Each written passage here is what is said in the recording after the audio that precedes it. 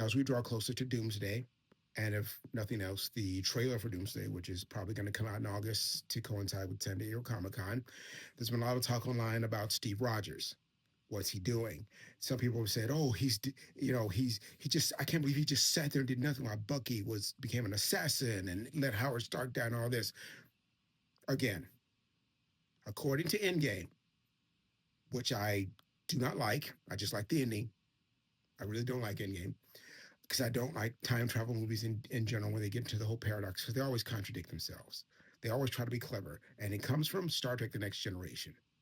For some reason, an entire generation has been infected with the idea that Star Trek The Next Generation is actual science. And because they said that when you change something, you create a new timeline, they're treating it like fact. Time travel is fantasy. Time travel is fantasy. It was never that way with Star Trek to begin with. Kirk changed time. It was fine. It's fantasy. It's not fact. Stop quoting it like it's fact. And of course, Endgame went with that. You change something, you create a new timeline. That means when Steve Rogers went back in time and stayed with Peggy, he created a new timeline. He was not in the main Marvel movie timeline, no matter what the writers say, who clearly didn't watch their own damn movie. He had to be in another timeline. People say, well, what? And in that timeline, you don't know what he did. He probably saved Bucky.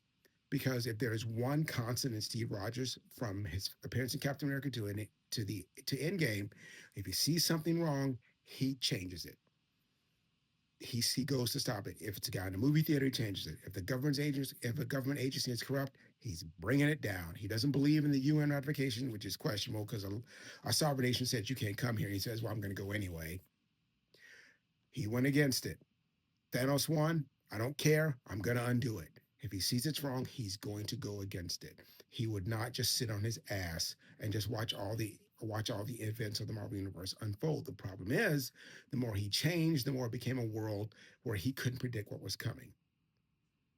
Okay, so he would have stopped Hydra, he would have saved Bucky, but who knows what effect this would have had down the line? Who knows what it would have prevented? Maybe, again, Tony probably doesn't become Iron Man because he's got his father there the whole day. He doesn't go off and get wounded. So you don't have an Iron Man.